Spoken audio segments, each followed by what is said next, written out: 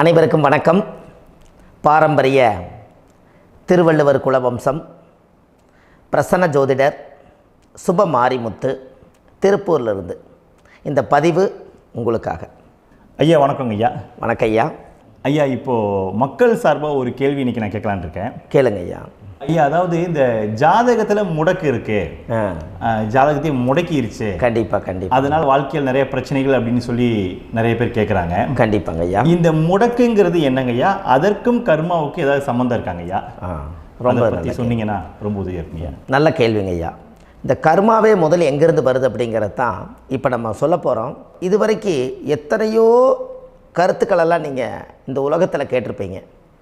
ஆனால் இந்த பதிவில் நீங்கள் பொறுமையோடு இந்த கருத்தை ஒரு இனிமையோடு நிதானமாக கேட்டிங்கன்னா உங்களுடைய ஊழ்வினை கர்மா எங்கிருந்து உருவாச்சு, இதனுடைய இந்த கர்மானால் நாம் என்ன கஷ்டப்படுறோம், நாம் இந்த பூமியில் பிறக்கிறதுக்கு என்ன வரம் வாங்கி வந்தோம், நம்ம பாவ புண்ணியமெல்லாம் ஜாதக கட்டத்தில் போய் எப்படி எடுக்கிறது, நம்மளுடைய தோஷம்னு சொல்கிறோமே அந்த தோஷம் எப்படி கிரியேட் ஆகுது, நம்ம இந்த பூமியில் பிறக்கும்போது கொண்டு வந்த கர்மாவா, இல்லை கடவுளே நம்மளுக்கு ஒரு தண்டனையாக கொடுத்த கர்மாவா, இல்லை நம்ம இந்த பூமிக்கு வந்ததுக்கு அப்புறம் செய்த கர்மாவா, இது எல்லாத்தையுமே நம்ம பொறுமையாக கேட்கணும்னா கண்டிப்பாக இந்த பதிவை நீங்கள் பொறுமையோடு கேளுங்க.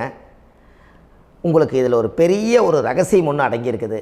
அந்த ரகசியத்தை தான் இன்றைக்கி இந்த உலகத்துக்கு அரங்கேற்றம் பண்ணுறேன். இந்த முடக்கு நம்ம ஐயா கேட்டதில் ஒரு அற்புதமான ஒரு விஷயம் என்ன அப்படின்னு கேட்டிங்கன்னா, முடக்குங்கிறது அந்த காலத்தில் பெரிய திறமையை கட்டி போட்டு வச்சுட்டா நம்மனால் அது இயங்க முடியுமா? முடியாது இல்லைங்களா ஐயா? முடியாது. அப்போது அதே மாதிரி ஜாதக கட்டத்தில் நமக்கு வேண்டிய யோகத்தை கடவுளே நம்மளுக்கு நாம் செய்த பாவத்தினால அது முடக்கி வச்சிருச்சுன்னா அந்த பாவகத்தை அந்த ஜாதகர் அனுபவிக்க முடியுமா? அனுபவிக்க முடியாது. அப்போது அந்த அனுபவிக்க முடியாமல் வெளி உலகத்தில் போய் நம்ம தேடி போன பிறவியில் செய்த பாவத்தை இந்த பிறவியில் நீங்கள் தேடி கண்டுபிடிச்சி வாழ்க்கையில் நீங்கள் எப்போ மேலுக்கு வர்றது? அப்போது அந்த கர்மா 12 ராசி கட்டத்துக்குள்ள 27 நட்சத்திரத்தில் 9 கிரகங்களுக்குள்ள ஒரு பெரிய ஒரு ஆத்துமாத்துமான கர்மா, உங்கள் பூர்வ ஜென்ம கர்மா இதுக்குள்ளே எங்கேயோ ஒரு இடத்துல முடங்கியிருக்குது. இந்த முடக்க மட்டும் உங்கள் ஜாதகத்தில் நீங்கள் கண்டுபிடிச்சிட்டிங்கன்னா ஹைலைட்டாக வாழ்கிறதுக்கு, இந்த உலகத்தில் சுதந்திரமான வாழ்க்கை வாழ்கிறதுக்கு ஒரு மிகப்பெரிய பொக்கிஷம் உங்கள் ஜாதகத்துக்குள்ளேயே இருக்குது. அப்போது அந்த ஜாதகத்துக்குள்ளே நாம் போன பிறவியில் நம்ம கர்மா நாம் என்ன செய்திருப்போன்னு உங்களுக்குள்ளே பெரிய குழப்பம் இருக்கும். என்னங்க ஐயா, நீங்கள் என்ன கர்மா பண்ணிட்டு வந்தீங்க, நாம் போன பிறவியில் நம்ம யாரை ஒரு வதச்சோம், யாரை நம்ம மனசை புண்படுத்தினோம், நம்ம தாத்தாவுக்கு சோறு போட்டோமா, நம்ம பாட்டனுக்கு சோறு போட்டோமா, நம்ம முப்பாட்டனுக்கு சோறு போட்டோமா, நம்ம கொள்ளுப்பாட்டனுக்கு சோறு போட்டோமா, அப்போ நம்ம அப்பாவுக்கு நம்மளை பெற்றவருக்கு நம்ம சாப்பாடு கொடுத்தோமா, இவங்களுக்கெல்லாம் நம்ம சேவை பணிமடைகள் செஞ்சோமா, நம்மளுடைய உறவுகளுக்கெல்லாம் அரவணைச்சு போனோமா, நம்மளுடைய இந்த மாதிரி நாம் இரத்த சம்பந்த உறவுகளை இருந்து தான் இந்த உலகத்துக்கு நம்ம வெளியில் வந்திருப்போம். அப்போது வெளியில் நீங்கள் நிற்கிறீங்க, அப்படியே மேலே போய் பார்த்தீங்கன்னா ஒரு 7 தலைமுறையில் ஒவ்வொருத்தரும் செய்த கர்மாவெல்லாம் நம்ம பிளட்டு ரிலேட்டிவாக இப்போ நீங்கள் கரண்ட்டில் இருக்கிறவங்க கிட்ட தான் டெபாசிட் பண்ணியிருக்கோம். அப்போ இது தெரியாமல் நாம் ஜாதகத்துக்குள்ளே போய் தசாபுத்தி நல்லா தனுங்க இருக்குது, நான் ரொம்ப கஷ்டப்படுறேன், என் ஜாதகத்தில் போய் பார்த்தேன் எல்லா கிரகங்களும் நல்ல வலிமையாக இருக்குன்னு தான் சொன்னாங்க, ஆனால் இன்னும் என்னுடைய கடன் அடையலை, இன்னும் என்னோடய கர்ம தீர்ந்த மாதிரியே தெரியல, எனக்குள்ளே ஒரு தாட்டு என்னமோ நான் ஒரு பின்தங்கின வாழ்க்கையிலே வாழ்ந்துட்டுருக்கேன் அப்படின்னு நீங்கள் சொல்லும்போது, அப்போ இதையெல்லாம் தாண்டி ஒரு கர்மா உங்களுடைய ராசி கட்டத்துக்குள்ளே எங்கேயோ ஒரு பக்கத்தில் ரகசியமாக புதைஞ்சிருக்கு. அப்போது அந்த ரகசியமாக புதைஞ்சிக்கக்கூடிய அந்த முடக்கு தான் இன்றைக்கி இந்த உலகத்துக்குள்ளே நீங்கள் தெரிஞ்சுக்கக்கூடிய விஷயம். அப்போ அந்த முடக்குங்கிறது ஒன்று உண்மை. இந்த உலகத்துக்கு நம்மளை எல்லாத்துலேயும் நல்லா யோசிச்சு பாருங்கள். 12 ராசி கட்டம் இருக்குதுங்களா ஐயா? ஆமாங்க ஐயா. ஆனால் கிரகம் எத்தனை இருக்குதுங்க? 9 தான் இருக்குங்க ஐயா. ஆமாம், 12 ராசிக்கு 12 கட்டத்துக்கு 12 கிரகம் கொடுத்துருக்கலாமல்ல கடவுள். அப்போ ஏன் 3 கட்டத்தை மட்டும் எம்டி பண்ணி மீதி 9 கிரகத்தை வச்சுக்கிறாருன்னா, அப்போ நாம் செய்த 3 தலைமுறை கர்மாவுக்கு அது எந்த கட்டம் பிளாக் ஆகுதோ அந்த கட்டத்துக்குள்ளே ஏதோ ஒரு ரகசியம் இருக்கிறனால தானே எங்கேயோ ஒரு பக்கத்தில் நீங்கள் கண்டிப்பாக கர்மாவில் மாட்டுவீங்கிறது கடவுளே படைச்சு தானே இதை உருவாக்கியிருக்காரு. 12 ராசிக்கு 12 கட்டம் கொடுத்துருந்தா எங்கே நீங்கள் சுற்றி வந்தாலும் ஏதோ ஒரு வீட்டுக்குள்ளே போய் உட்காந்துக்கலாம். ஆனால் ஒரு வீடு சுத்தமாக இருக்குது, ஒரு வீட்டில் 4 கிரகம் இருக்குது, ஒரு வீட்டில் 3 கிரகம் இருக்குது, ஒரு வீட்டில் 5 கிரகம் இருக்குது, ஒரு 3 வீடு 4 வீடு காலியாக இருக்குது. அப்போ எங்கேயோ ஒரு ராசி கட்டத்துக்குள்ளேயே கடவுளுடைய கர்மா விளையாட்டு, அது ரகசிய விளையாட்டு தான். அப்போது இந்த இடத்துல தான் உங்கள் ஜாதகத்தில் முடக்கு இருக்குது. இந்த முடக்கை நீங்கள் எப்படியெல்லாம் அதை ஆராய்ச்சி பண்ணி கண்டுபிடிக்க முடியும் அப்படிங்கிற ஒரு விஷயத்தை தான் இன்றைக்கி நம்ம இந்த உலகத்துக்குள்ளே இதை நுழைக்க போகிறேன். இப்போ அப்பா செய்த பாவம்னு ஒன்று இருக்குமில்லங்க ஐயா, நம்ம அறியாத வயசில் தெரியாதில்ல, அப்பா செய்த பாவம்னு இருக்கும். அப்பாவுடைய சொத்து பிள்ளைக்குத்தானா, அப்பாவுடைய பாவம் பிள்ளைக்குத்தானே, என்னங்க ஐயா? சரி, அப்போ தாத்தா இருக்கிறாரு, தாத்தாவுடைய கர்மா உயிர் எங்கே எழுதி வைக்கிறாருங்க? அப்போது மகனை விட்டுறாரு. அப்போ தாத்தா மாதிரியே முகம் இருக்குது, தாத்தா மாதிரியே அவருடைய நடை உடை பாவனை இருக்குது, அவர் தாத்தாவுடைய ஜீனு தான் அப்படின்னு இவர் சொல்லும்போது, அப்போ தாத்தாவுடைய சொத்து பேரனுக்கு சொந்தம்னா தாத்தாவுடைய பாவம் எங்கே போகுங்க? Very good. அப்போ அப்போது இந்த கர்மா எப்படி டிரான்ஸ்ஃபர் ஆகுதுன்னு உங்களுக்கு தெரியுதா? அப்போ நீங்கள் போன பிறவியில் அந்த தாத்தாவுடைய பேரனை நீங்கள் பிறக்கிறதுக்கு கர்மம் உங்களை செயல்பட வச்சுருக்குது. அதனால் நீங்கள் தாத்தாங்கிறீங்க. அதனால் அந்த கௌரவமாக எங்கள் தாத்தா சம்பாரித்த சொத்து நான் தான் அனுபவிக்கணுங்கிற விதியை நீங்கள் உருவாக்கிறீங்க. அப்போது இந்த ஜாதகத்தில் அந்த ஊழ்வினை தோஷந்தான் ஏதோ ஒரு வழியில் உங்களை கர்மாவை செயல்படுத்துது. அதனால தான் இந்த ஜாதகத்தில் எந்த ஒரு முடக்கை எடுக்கிறதா இருந்தாலும் சூரியன் என்ற நட்சத்திரம் எதுவோ அந்த நட்சத்திரத்துக்கு எந்த வீடு முடக்காகுதோ அங்கே தான் உங்களுடைய கர்மா ஒளிஞ்சிருக்கும். இதுதான் உங்களுடைய பெரிய ஒரு பொக்கிஷமான ரகசியம். சரிங்க ஐயா, இப்போ இதில் நவகிரகங்கள் 9 இருக்கும்போது ஏன் சூரியனை மட்டும் நம்ம இதில் எடுத்துக்கணும்னு நீங்கள் சொல்கிறீங்க? நல்ல கேள்விங்க ஐயா. நீங்கள் கேட்டீங்க பார்த்தீங்களா, 9 நவகிரகம் இருக்கும்போது சூரியனை மட்டும், அந்த சூரியன் என்ற நட்சத்திரம் பிறக்கும்போது அந்த வீடு மட்டும் முடக்காகுன்னு நீங்கள் கேட்டீங்க இல்லையா?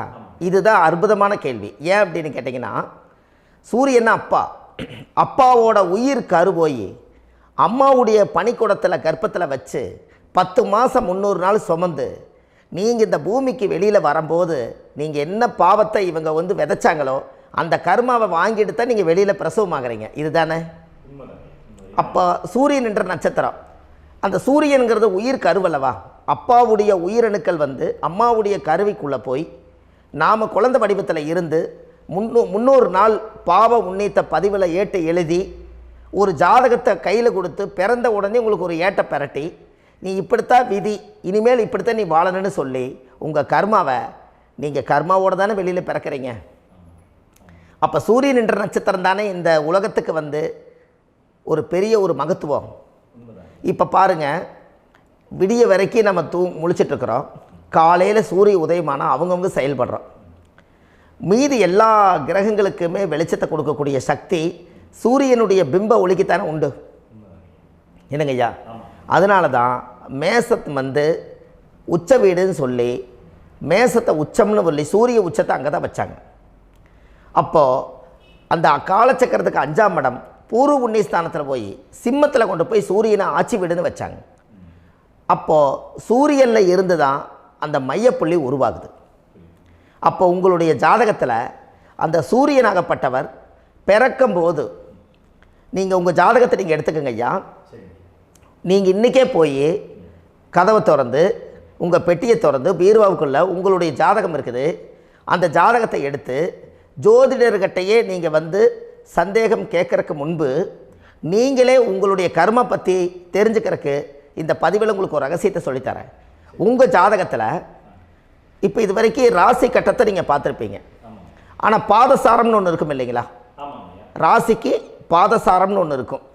சூரியன் என்ன நட்சத்திரத்தில் இருக்குது, சந்திரன் என்ன நட்சத்திரத்தில் இருக்குது, செவ்வாய் என்ன நட்சத்திரத்தில் இருக்குது, புதன் என்ன நட்சத்திர காலில் நிற்குது, இதெல்லாமே அந்த சாரம் இல்லாத ஜோதிடம் சோரம் போய்விடும். அதனால் அந்த சாரத்தில் நிற்கிது பார்த்தீங்களா கிரகம், அதில் இப்போ நீங்கள் உங்களுடைய ராசி கட்டத்தை ஓப்பன் பண்ணுங்கள். இதில் ராசி கட்டத்தில் சூரியன் என்ற நட்சத்திரம்னு ஒன்று இருக்கும் இல்லைங்களா? அது எதுவாக வேணாலும் இருந்துட்டு போட்டோம். அந்த நட்சத்திரம் தான் நீங்கள் பிறக்கும்போது தாயுடைய கருவறைக்குள்ள கரு உருவான நட்சத்திரமே அதுதான். புரிஞ்சுங்களா ஐயா? பிறக்கும்போது நீங்கள் அந்த கருவுடைய நட்சத்திரம் அப்பா வந்து கருவை உருவாக்கி கர்மாவை விதைச்சது அந்த சூரியன் என்ற நட்சத்திரம் தான். அந்த வீட்டுக்கு தான் இந்த ராசி கட்டத்தில் உங்களுக்கு முடக்கு உருவாகுது. புரிஞ்சுங்களா ஐயா? அப்போது ஒரு ஜாதகத்தில் சூரியன் என்ற நட்சத்திரம் எதுவோ அதுதான் உங்களுடைய கர்மா நட்சத்திரம். இப்போ நம்ம பிறக்காதுக்கு முன்னாடி அப்பா கட்டத்தில் அந்த கர்மா டெபாசிட் ஆகிருக்கும். அதை ட்ரான்ஸ்ஃபர் எப்படி பண்ணுறாரு? அவருக்கு ஒரு கல்யாணம் வச்சு அவர் குடும்ப வாழ்க்கையில் வாழ்ந்து நம்மளோட உயிர் கருவை கொண்டு போய் ஊராம் பொண்ணை கல்யாணம் பண்ணி பொண்டாட்டின்னு எடுத்துக்கொண்டு அந்த பொண்டாட்டிங்கிற உரிமையாகி இவருடைய உயிர் கரு உருவாகி வாரிசுகள் வெளியில் வருது. அதானங்க ஐயா? அப்போது அந்த சூரியன் என்ற நட்சத்திரம் தான் இந்த உலகத்தில் ஒரு பிரம்மாண்டமான நட்சத்திரம். இந்த நட்சத்திரம் உங்கள் மனசுக்குள்ளே ஏதாவது இருந்துச்சுன்னா உங்கள் வீட்டில் ஏதாவது ஒரு நல்ல விஷயங்கள் நீங்கள் பண்ணுறதா இருந்தால் அந்த கர்மா நட்சத்திரம் சூரியனுடைய நட்சத்திரம் இருக்குது பார்த்தீங்களா, அந்த நட்சத்திரத்தில் எந்த ஒரு சேவைகளும் செய்யக்கூடாது. அதுதான் கர்மா. அதை போய் நீங்கள் ஆக்டிவேட் பண்ணி விட்டீங்கன்னா அது முன்னோர்களை வந்து நீங்கள் வந்து தொந்தரவு பண்ண மாதிரி. அந்த கர்ம நட்சத்திரம் தான் உங்கள் வாழ்க்கையில் அது புதஞ்சிருக்கிறதா. இப்போ குழந்தை பிறந்தாலோ சீர் சீமந்தங்கள் நீங்கள் செய்கிறதாலோ கல்யாணம் முக்கிறதுனாலோ உங்கள் ஜென்ம நட்சத்திரத்தன்னைக்கு கல்யாணம் பண்ண வேண்டாம்னு சொல்லிக்கிறாங்கல்லங்க. உங்களுக்கு ஜென்ம நட்சத்திரத்துக்கு முன்னாடி உங்களை உருவாக்குன நட்சத்திரம் தான் ஜென்ம நட்சத்திரம்.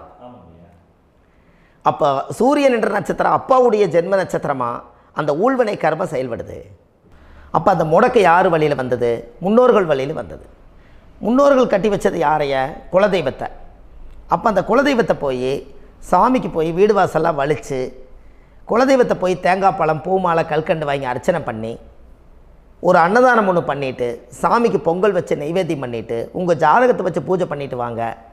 அதுக்கப்புறம் தான் உங்கள் கர்மாவை கண்டுபிடிக்கிறதுக்கு வழியே பிறக்கும்.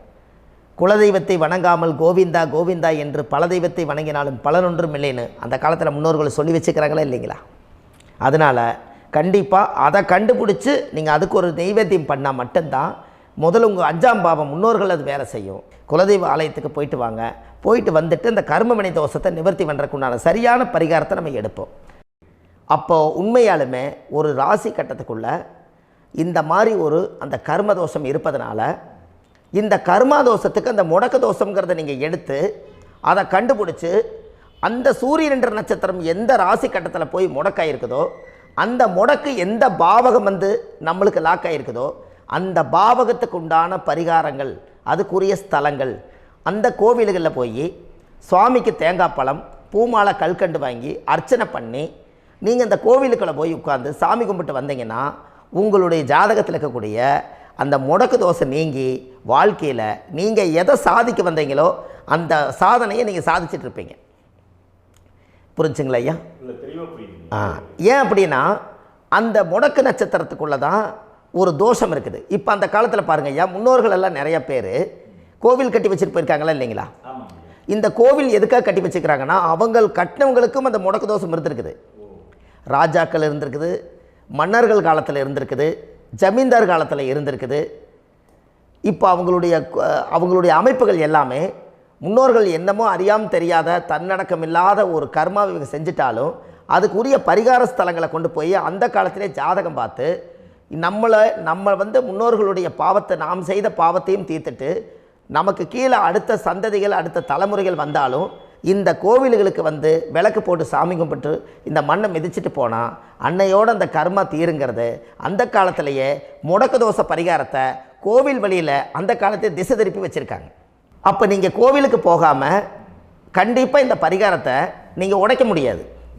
ஏன் உடைக்க முடியாதுன்னா இப்போ நீங்கள் எத்தனை வருஷம் வாழ்கிறீங்க ஐயா?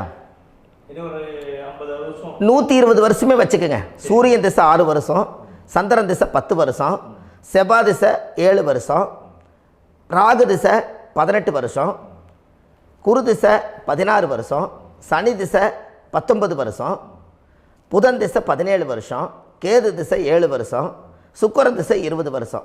இப்போ நான் சொன்ன டோட்டலெல்லாம் கூட்டிங்கன்னா 120 வருஷம் வரும். இது ஒரு மனிதர் பிறந்து பூரண ஆயுளோடு வாழ்ந்தால் இந்த 120 வருஷம் வாழ்ந்தால் அவர் இந்த பூலோக பதவி விட்டு சிவலோக பதவி போயிடுவார்.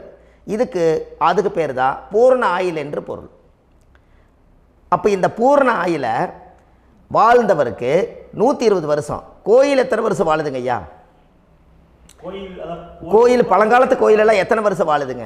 12 வருஷத்துக்கு கும்பாபிஷேகம். அது ஓகே, அது பரவாயில்ல. 12 வருஷத்துக்கு ஒருக்கா பழசை புதுப்பிச்சு கும்பாபிஷேகம் பண்ணி மறுபடியும் அதுக்கு பவர் ஊட்டி சக்தி ஊட்டி அதுக்கு உருவேற்றுறாங்க. நான் சொல்கிறது கோயில் 5000 வருஷம் 4000 வருஷம் பெரிய பெரிய சித்தர்கள், மகான்கள், ரிஷிமார்கள், யோகிகள், சித்தர்கள் இவங்களெல்லாம் போய் கோவில்லையே சிவனையும் பெருமாளையும் வழிபாடு பட்டுட்டு கோவில்லையே ஒரு ஓரத்தில் ஜீவசமாதி ஆயிட்டாங்கன்னு பழைய கால கோயிலில் சித்தர்கள் குடியிருக்காங்களா இல்லைங்களா?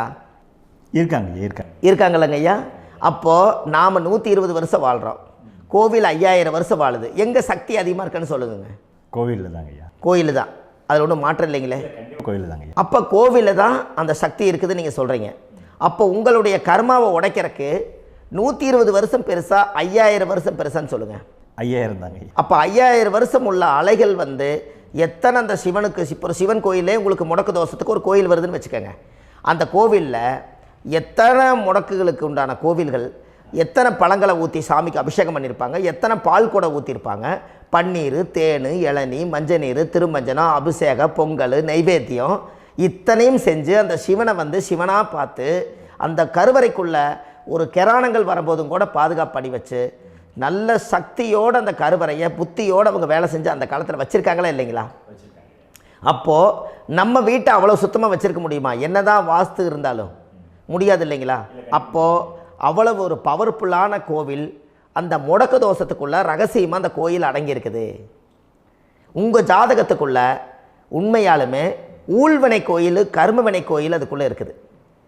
அந்த ஜாதகத்தை கணிச்சு பார்த்தா கரெக்டாக உங்களுடைய ஜாதகத்தில் அப்பாவுடைய கருவறையிலேருந்து உயிர் உருவாகிற நேரத்தில் இருந்து இப்போ வரைக்கும் நீங்கள் கரண்ட்டில் வாழ வரைக்கும் அந்த கர்ம கூட வர்றதை ஒரே ஒரு இடத்துல போனால் மட்டும்தான் விட்டுட்டு வர முடியும். அது எந்த வீடு அப்படின்னு கேட்டால் உங்களுக்கு வந்து அப்பாவுடைய கர்மா வழியில் போய் அந்த கோவில் பழையகால கோயில், பழையகால தெய்வங்கள், அந்த கோவில் தான் உங்கள் ஜாதகத்துக்குள்ள ரகசியமாக இருக்கும். அது ஏன் இந்த பதிவில் உங்களால் சொல்ல முடியாது அப்படின்னா, இந்த பதிவில் ஏன் உங்க சொல்ல முடியாதுன்னா உங்கள் ஜாதகம் தெரியாமல் என்ன கோயிலை நீங்கள் சொல்லுவீங்க? இப்போ பொதுவாக ஒரு நட்சத்திரத்துக்கு ஏதோ ஒரு கோவிலை அவங்க சொல்லி நீங்கள் போயிட்டு வர்றீங்கன்னு வச்சுக்கோங்க. ஆனால் அது வேலை செய்யலைன்னா நம்மளுக்கு என்னங்க இவ்வளோ கஷ்டப்பட்டு போய் அதை பலனடையிலேன்னு கேள்வி கேட்டக்கூடாது.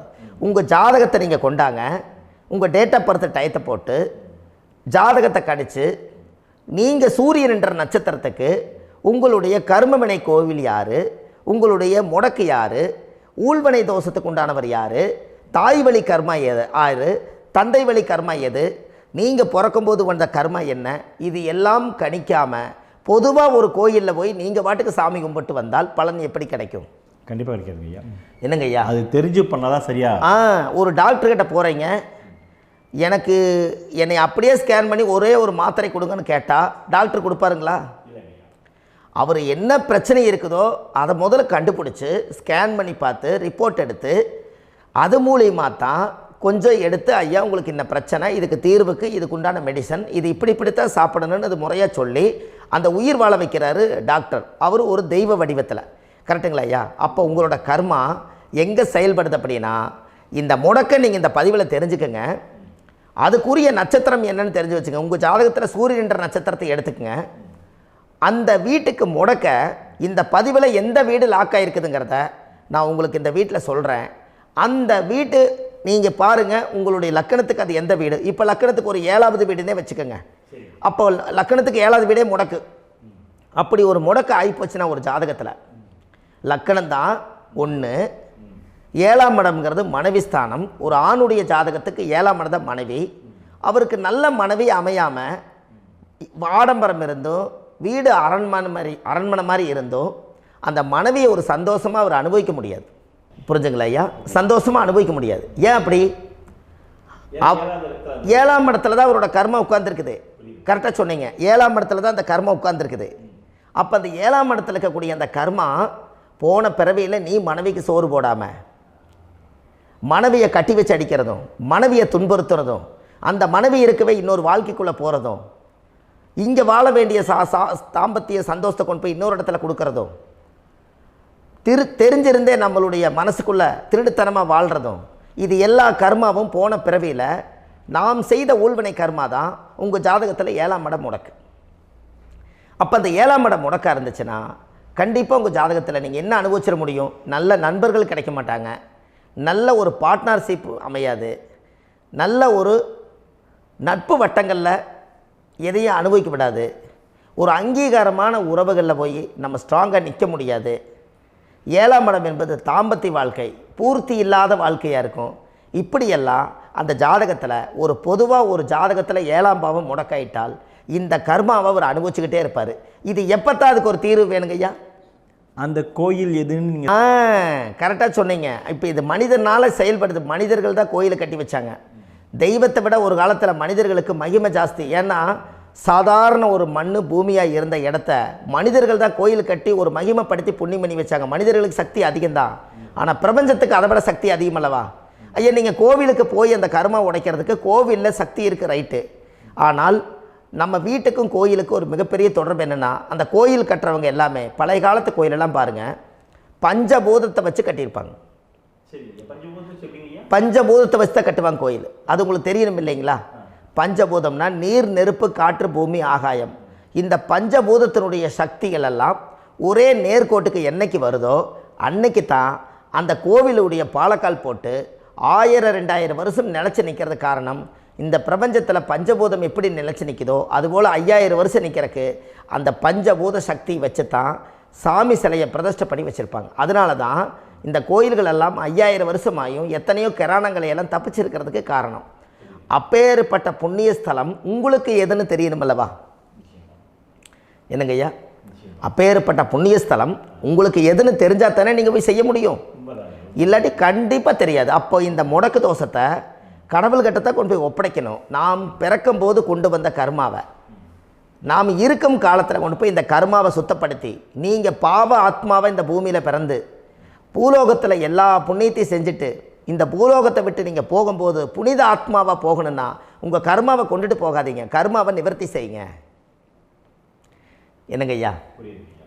அப்போ கர்மாவை சுத்தப்படுத்துங்க. கர்மாவை சுத்தப்படுத்திட்டு உங்களுக்கு பிறக்கிற குழந்தைகளுக்கு அந்த கர்மாவை டிரான்ஸ்ஃபர் பண்ணாமல் உங்களோட நில் பண்ணுங்க. ஒரு உதாரணம் சொல்லட்டுங்களா ஐயா? ஒரு காந்தம் ஒன்று இருக்குது இல்லைங்களா? ஒரு காந்தம்ங்கிறது ஒரு தாத்தாவாக வச்சுக்கோங்க.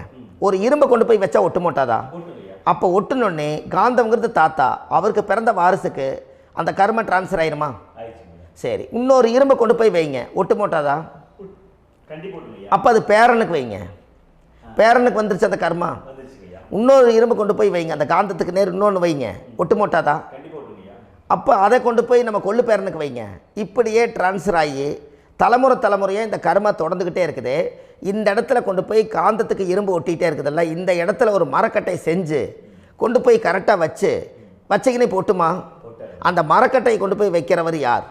மரக்கட்டை வச்சுட்டு அடுத்த வாரிசு புனிதமாக பிறந்துட்டு அந்த மேலே இருக்கிற கர்மாலாம் இந்த அடுத்த இதுக்கு வராதில்ல. இதுதாங்க ஐயா கர்மா. தொடர்ந்து வரக்கூடிய கர்மாவை அதை நில் பண்ணணுங்கிறதுக்கு பேர் தான் இந்த உதாரணத்தை சொன்னவங்களுக்கு.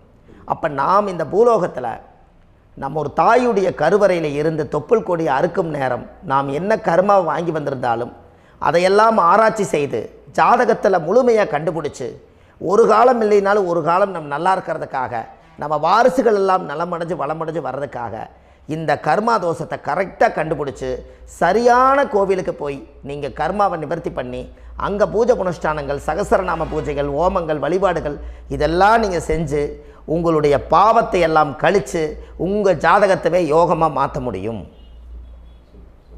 கண்டிப்பாக மாற்ற முடியும். ஏன்னா நம்ம யாரை நம்பி செய்கிறோம்? சரியான கடவுள்கிட்ட வழிகாமிக்க போகிறோம். அப்போ கடவுள் பொய்யாயிருவாரா? ஐயா நம்ம அதாவது அந்த காலத்தை சொல்லுவாங்க, சத்தியுள்ள சாமி கும்பிட்டு புத்தி உள்ள உள்ளே பெக்கணும்னு சொன்னாங்க. 16 வதபதன்னு பெக்கலை, எல்லாம் அறிவோடு பெற்றாங்க. அதனால் எல்லாமே தாய் தந்தைகள் பேச்சை கேட்டாங்க. அன்றைக்கி எல்லாருமே தாய் தந்தைகளுக்கு தூணாக நின்னாங்க. அப்போ அந்த காலத்தில் சத்தியுள்ள சாமி கும்பிட்டு புத்தி உள்ள உள்ளே பெக்கணும்னு சொல்லி அன்றைக்கி அறிவோடு பெற்று இந்த கர்மாவை ஆளுக்கு ஒரு கர்மாவை டிரான்ஸ்ஃபரை பிரித்து எல்லாரும் சுத்தப்படுத்தினாங்க. இன்றைக்கி நம்ம ஒரு குழந்தை 2 குழந்தை பெற்று வச்சுருக்கோம். அவங்களுக்கே இவ்வளவு கர்மா வந்துருச்சுன்னா இந்த குழந்தைகளுக்கு என்னைக்கு இந்த கர்மாவை போய் கண்டுபிடிச்சி நீங்கள் எப்போ சரி பண்ணுவீங்கன்னு. அப்போ இந்த வாழ்க்கையில் ஏதோ ஒரு பிரபஞ்ச சக்தி நம்மளை அறியாமல் என்னமோ ஒரு இயக்கத்தில் கொண்டு போய் விட்டுருச்சுங்களா? அப்போ இனிமேலாவது இந்த கர்மாவில் இருந்து கண்டிப்பாக நம்ம நிவர்த்தி ஆகணும்னு சொன்னால் இந்த முடக்கு தோஷத்தை யாரெல்லாம் கண்டுபிடிச்சி இந்த ஊழ்வினை கர்மாவில் இருந்து நாம் கருவறையில் சுமக்கும் போது 10 மாதம் நீங்களாம் என்னென்ன நினச்சிருப்பீங்க? அதாவது கருவறைக்குள்ள கருப்பாக ஒரு பிண்டம் இடப்பக்கம் கிடக்கையில் இந்த பூமிக்கு வரும்போது நீங்கள் என்னென்ன நினச்சிருப்பீங்க? இந்த பிறந்ததுக்கு அப்புறம் வந்து தான் அம்மா தெரியுது, அப்பா தெரியுது, தாத்தா தெரியுது, பாட்டி தெரியுது, இந்த உலகத்தில் கண்கொள்ளாத காட்சிகள் எல்லாம் தெரியுது, எல்லாம் தெரியுது. ஆனால் 10 மாதம் உங்கள் வாழ்க்கையில் நீங்கள் இருக்கும்போது நீங்கள் என்னென்னலாம் நினச்சி இந்த பதிவில் இறைவன் கொடுத்தாரோ அதையெல்லாம் அனுபவிக்கத்தான் வந்தீங்க. அதுக்கு இடையில இருக்கிறதான கர்மா. இந்த ஒரு விஷயம் உங்களுக்கு கிடச்சிருச்சுன்னா நீங்கள் எல்லாருமே ராஜயோகமாக பிழைப்பீங்கள்ல. இதில் ஏழை பணக்கார யாரையுமே சொல்ல வரல. அவங்க பிறக்கும்போது புண்ணியத்தை பொறுத்து தான் போன ஜென்மத்தில் நம்ம என்ன புண்ணியங்கள் பண்ணி வச்சோமோ அந்த புண்ணியத்தில் இன்றைக்கி நல்லா வாழ்கிறாங்க. ஒருத்தர் கேட்டார், என் ஜாதகத்தில்ங்க எங்கூட படித்தவர் இடம் வாங்கிட்டார், வீடு வாசல் கட்டிட்டார், தொழில் பண்ணிட்டார், நல்லா இருக்கார், ஆனால் நான் இன்னும் அப்படியே தான் இருக்கிறேங்கன்னு ஒருத்தர் கேட்டார். அதுக்கு ஒரு கருத்து என்னென்னா, டேட் ஆஃப் பர்த் ஒன்று தான், டைம் ஒன்று தானே வச்சுக்கோங்க. அவங்க அப்பா செஞ்ச புண்ணியம் வேறு, நீங்கள் செஞ்ச பாவங்கள் வேறு. அவர் செஞ்ச புண்ணியத்தினால அவருக்கு எல்லாமே முன்னாடி கிடைக்குது. நீ கர்மாவெல்லாம் கழிச்சிட்டீங்கன்னா பின்னாடி கிடைக்க போகுது. இதில் மற்றவங்களை பற்றி வேற்றுமையாக நினைக்கிறதுல எந்த ஒரு இதுவுமே இல்லை. அப்போ ஒருத்தர் பார்த்து ஒருத்தர் வாழ வேண்டாம். உங்களுடைய சுய அறிவை வச்சு இந்த பூலோகத்தில் இந்த பூமியில் நீங்கள் 4 தெரிஞ்சு நல்ல விதமாக கற்றுக்கிட்டு இந்த உலகத்தில் சிறப்பாக வாழ கற்றுக்குங்க. அதுக்கு அந்த ஊழ்வினை தோஷத்தை கண்டுபிடிங்க. உங்களுக்குன்னு ஒரு முடக்கு இருக்குதுங்கிறத இன்றைக்கி நீங்கள் எழுதி வைங்க. அதை எப்படியாவது கண்டுபிடிங்க, அதை தேடுங்க. ஒரு முறை நீங்கள் ஜாதகத்தை கொண்டு வாங்க. அந்த ஜாதகத்தை கொண்டு வந்து உங்கள் பாவகத்தில் எத்தனாம் பாவம் முடக்காயிருக்குதுன்னு பாருங்கள். அந்த பாவகம் முடக்காயிருச்சுன்னா உங்கள் வாழ்க்கையில் அதிலிருந்து உங்களால் வெளியில் வரவே முடியாது, கண்டிப்பாக வர முடியாது. அதை நீங்கள் கண்டுபிடிச்சா மட்டும்தான் நீங்கள் மேலே வர முடியும். ஏன்னா நிறைய பரிகாரங்கள், பூஜைகள், யாகங்கள், ஓமங்கள் எல்லாம் செய்து வச்சும் கூட அந்த கர்மவினைக்கு உண்டான கோவிலுக்கு போய் அந்த 5000 வருஷ பழமை வாய்ந்த தெய்வத்துக்கிட்ட போய் நீங்கள் முறையிட்டு விளக்கு போட்டு உங்கள் கர்மத்தை எல்லாம் நான் நீ தான் தீர்த்து கொடுக்கணும்னு சொல்லி நம்பிக்கையோடு நீங்கள் போய் அந்த சரணாகதி அடையிறீங்க பாருங்கள், அங்கே தான் உங்கள் கர்மாவை எடுத்து விடுறாரு. அப்போ இந்த ரகசியம் உங்களுக்கு வேணுமல்லவா? அப்போ உங்கள் ஜாதகத்தில் எங்கே முடங்கி அதுக்குரிய கோவில்கள் எல்லாம் என்ன, அதுக்கு தான பரிகாரம் என்ன, அதுக்கு நீர் பரிகாரம் என்ன, யாத்திரை பரிகாரங்கள் என்ன, நீங்கள் வீட்டில் இருந்தே செயல்படுத்தக்கூடிய பரிகாரங்கள் என்ன, பரிகாரம் கோவிலுக்கு போய்த்தான் நடக்குமா, இல்லை நாம் வீட்டில் வச்சு வணங்குறதுனால நடக்குமா, நாம் செய்யக்கூடிய தர்ம பரிகாரங்கள் என்ன, தான பரிகாரங்கள் என்ன, இப்படி பல விதமாக இருக்கிறனால உங்கள் ஜாதகத்துக்கு எந்த மாதிரி பரிகாரம் கனெக்ட் ஆகுதுங்கிறது தெரியணும். இது தெரியாமல் கண்டிப்பாக உங்களால் செயல்படுத்துறது ரொம்ப கஷ்டம். இதனால் இதை நீங்கள் தெரிஞ்சுக்கணும்னா இப்போ நம்ம பாருங்கள், நீங்கள் அந்த தெரிஞ்சுக்கிட்டாலே உங்கள் வாழ்க்கையில் ஒரு டைம் தான் நீங்கள் தெரிஞ்சுக்க போகிறீங்க. உங்களுடைய கர்மா என்ன, நீங்கள் எங்கே செயல்பட்டு போயிட்டுருக்கிறீங்க, உங்கள் போகிற பாதை சரியா இல்லை அந்த பாதையில் முள்ளு கல் இருக்குதா, இது எல்லாம் உங்களுக்கு தெரியலனா இந்த முடக்கை கண்டுபிடிக்கக்கூடிய சக்தி வாய்ந்த இந்த கர்மாவை நிவர்த்தி பண்ணுறதுக்கு வழிகள் இருக்குது. அதனால் நீங்கள் கண்டிப்பாக இந்த முடக்கை தெரிஞ்சுக்கணும். இந்த முடக்கு ராசினா என்ன உண்மையாலுமே உங்கள் வாழ்க்கையில் நீங்கள் தெரிஞ்சு இனிமேல் உங்கள் வாழ்க்கையில் இதுவரையிலும் கர்மாவுக்குள்ளேயே கஷ்டப்பட்டீங்க, வழி தெரியாமல் கண்ணை கட்டி காட்டில் விட்ட மாதிரி இருந்தீங்க. இனி அப்படி இருக்க வேண்டாம். உங்கள் ஜாதகத்தில் 12 ராசி கட்டத்தில் 9 கிரகம் போகும், மீனி 3 கிரகம், 3 கட்டம் வந்து உங்களுக்கு எங்கேயோ ஒரு பக்கத்தில் 3 கட்டம் எம்டியாக தான் இருக்கும். கரெக்டுங்களா? அது இல்லாமல் ஒரு ஜாதகம் பிறக்காது. ஏன்னா 9 கிரகத்துக்கு 9 கணக்கு போட்டால் 3 கட்டம் எம்டியாக தான் நிற்குது. அந்த கட்டத்துக்குள்ளே எந்த நட்சத்திரத்தில், எந்த சாரத்தில், எத்தனாவது டிகிரியில், எத்தனாவது பாதசாரத்தில், எத்தனை வெகுளையில், எத்தனை செகண்டுக்குள்ளே இந்த கர்மா உள்ளே புகுந்து உங்களை செயல்படுத்துதுங்கிறத கண்டிப்பாக உங்கள் ஜாதகத்தை கொடுங்க. பார்த்து இந்த விஷயத்தை சொல்கிறேன், நீங்கள் அந்த இடத்துக்கு போய் நிவர்த்தி பண்ணிவிட்டு உங்கள் வாழ்க்கையில் கொஞ்சம் காலம் வாழ போகிறீங்க. பாருங்கள், பிறந்ததுலேருந்து 20 வருஷத்துக்குள்ளே இளமையாக வாழ்கிறீங்க, குழந்தையாக வாழ்கிறீங்க. 20லேருந்து 40 வயசுக்குள்ளே தான் உங்களுக்கு ஒரு பொண்ணை பார்த்து கல்யாணம் பண்ணி ஒரு கரு உருவாக்குறீங்க. அதுக்கப்புறம் 40லேருந்து 60க்குள்ளே குழந்தை பெற்று கடமை முடிச்சிடுறீங்க. 60 வயசுக்கு மேலே ரிட்டையர்ட் ஆகிடுறீங்க. இந்த 20க்கும் 60க்கும் இல்லாத 20லேருந்து இந்த 40 வயசுக்குள்ளே உங்களோட தேடல் என்னவோ அது வாழ வேண்டிய சுகபோகமான வாழ்க்கை எல்லாமே அந்த 40க்குள்ளே தான் இருக்குது. இந்த 40க்குள்ளே இருக்கக்கூடிய வாழ்க்கையை இந்த கர்மா தெரியாமல் காலத்தை வீணாக்க வேண்டாம். வாழ வேண்டிய வயசில் நீங்கள் வாழணும். அதுக்குரிய கர்மாவை நீங்கள் சுத்தப்படுத்துங்க. எப்படியெல்லாம் நீங்கள் சந்தோஷமாக வாழ்கிறீங்கன்னு எனக்கு ஒரு தகவல் கொடுங்க. வேறு லெவலில் நீங்கள் இருப்பீங்க. கண்டிப்பாக இந்த பதிவில் உங்களுக்கு நான் இந்த விஷயத்தை கொடுக்க போகிறேன். இந்த முடக்கு நட்சத்திரங்கள் என்ன அப்படிங்கிறத இந்த பதிவில் நீங்கள் ஒரு நோட் ஒன்று எடுத்துக்கோங்க, குறித்து வச்சுக்கோங்க. இதில் இருந்து அவங்கவுங்களுக்கு முடக்கு நட்சத்திரம் என்னங்கிறத இந்த பதிவில் நான் உங்களுக்கு கொடுக்குறேன். இந்த வீடு தான் அது முடக்குங்கிறத சொல்கிறேன். இதையெல்லாம் நீங்கள் தெரிஞ்சு உங்கள் ஜாதகத்தவே நீங்கள் முடக்கு எடுத்து கண்டிப்பாக உங்கள் வாழ்க்கையில் நீங்கள் நல்லா இருப்பீங்க. அதுக்கு ஒரு நோட் எடுத்து வச்சுக்கோங்க. இது வரைக்கும் கர்மாவை பற்றி நம்ம பேசினோம்.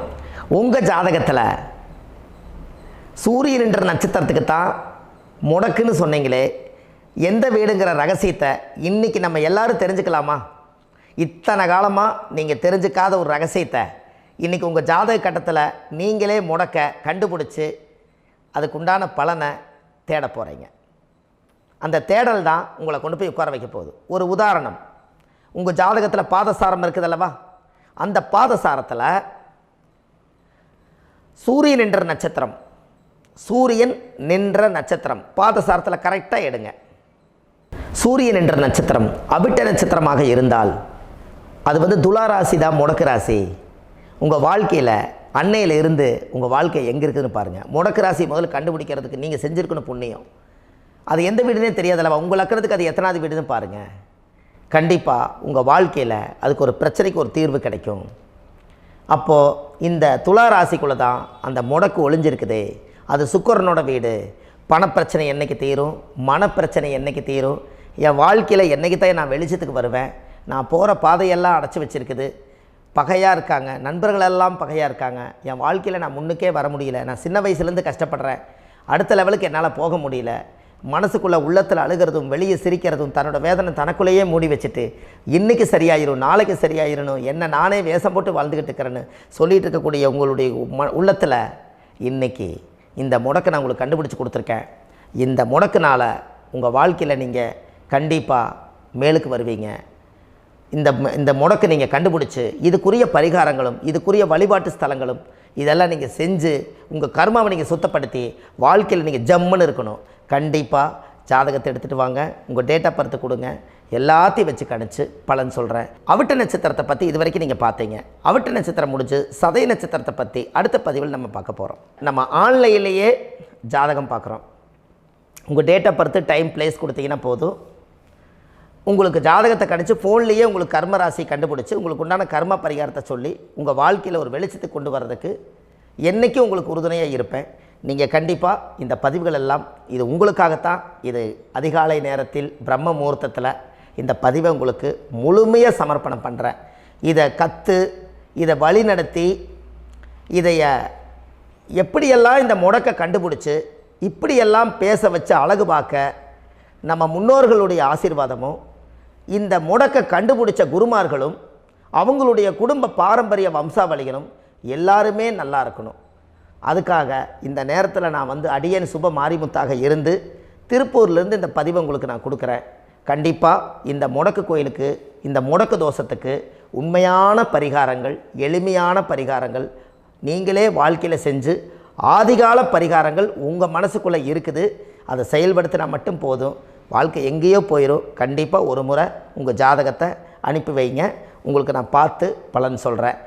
இன்றைக்கி நான் கொடுத்த பதிவுகள் எல்லாம் உங்களுக்கு ரொம்ப பயனுள்ளதாக இருந்திருக்கும். உங்களுக்கு இது வரைக்கும் எத்தனையோ கர்ம வினைகளை பற்றி தெரியாமல் இருந்திருப்பீங்க. இந்த பதிவில் நிறைய கேட்டு தெரிஞ்சுக்கிட்டீங்க. இதெல்லாம் வாழ்க்கையில் ரொம்ப முக்கியமான பரிகாரங்கள், எளிமையான பரிகாரங்கள். நேராக நீங்கள் கடவுளைத்தான் கெட்டியாக பிடிக்க போகிறீங்க. அந்த பரிகாரங்கள் எல்லாம் செஞ்சு அதிகாரமாக வாழ்ந்து இந்த பூலோகத்தில் நல்ல சிறப்பாக வாழ்கிறதுக்கு இந்த பரிகாரம் உங்களுக்கு ரொம்ப யூஸ்ஃபுல்லாக இருக்கும். கண்டிப்பாக இந்த பதிவை செய்யுங்க. நம்ம பாரம்பரிய திருவள்ளுவர் குல வம்சம் பிரசன்ன ஜோதிடர் சுப மாரிமுத்து, திருப்பூரில் இருக்கேன். 30 ஆண்டு காலமாக நம்ம ஜோதிடம் பார்த்து கொண்டு இருக்கிறோம். இவ்வளவு காலமாக எத்தனையோ ஆயிரக்கணக்கான மக்களுக்கு நம்ம ஜோதிடம் பார்த்து வழிகாட்டி நிறையா மக்களுக்கு நிறைய சேவைகள் செஞ்சுருக்கேன். நிறைய கோயில் கட்டி வச்சுருக்கேன், கும்பாபிஷேகங்கள் பண்ணி வச்சுருக்கேன், அன்னதானங்கள் நிறையா பண்ணி வச்சுருக்கேன், புண்ணிய யாத்திரைகள் நிறைய போய் வந்திருக்கேன். மக்களுக்காகவே நான் உங்களுக்கு உழைக்க தயாராக இருக்கேன். இந்த ஜோதிடம் என்னுடைய ஒரு பாரம்பரியமாக என்னுடைய அப்பா தாத்தா முன்னோர்கள் இதெல்லாம் எங்களுடைய குலத்தொழில் இது. அதனால் நாங்கள் பாரம்பரியமாக திருவள்ளுவர் குல வம்சம். வள்ளுவர் வாக்குன்னு யூடியூப் சேனலில் போனீங்கன்னா 1000 பரிகாரங்கள் கொடுத்துருக்கேன். அதுவும் உங்களுக்கு ரொம்ப யூஸ்ஃபுல்லாக இருக்கும். வள்ளுவர் வாக்கு அப்படின்னு போடுங்க. அப்படி இல்லைன்னா சுப மாரிமுத்துன்னு போடுங்க. இதில் பரிகாரங்கள் நிறையா கொடுத்துருப்பேன். கண்டிப்பாக இதெல்லாம் நீங்கள் சந்தித்து நீங்கள் ஒரு சப்ஸ்கிரைப் பண்ணி வச்சுக்கோங்க. நான் போடக்கூடிய பதிவுகள் எல்லாமே உங்களுக்கு நோட்டிஃபிகேஷனை வந்துடும். அதனால் நீங்கள் ஒரு சப்ஸ்கிரைப் பண்ணி வச்சுக்கோங்க. தினமும் ஒரு தகவல் உங்களுக்கு கொடுத்துக்கிட்டே இருக்கேன். இதெல்லாமே உங்களுக்கு ஒரு பெரிய சந்தோஷமான நிகழ்ச்சிகள். என்றைக்கும் உங்களோட நான் வாழ்கிறேன். உங்களுடைய குடும்பத்தில் நான் ஒருத்தராக இருந்து குடும்ப ஜோதிடராக நான் இருப்பேன். கண்டிப்பாக ஆயுளுள்ள வரைக்கும் உங்களுக்காக இந்த ஜோதிடத்துக்கு உழைச்சி உங்கள் குடும்பத்தில் ஒருத்தராக நான் வந்து ஒரு ரத்த உறவில் நான் வந்து இந்த பூர்வ ஜென்மத்தில் உங்களுக்கு நான் கடமைப்பட்டிருக்கேன். கண்டிப்பாக அடுத்த பதிவில் உங்களை நான் சந்திக்கிறேன். வாழ்வது ஒரு முறை, வாழ்த்தட்டும் தலைமுறை. நன்றி, வணக்கம்.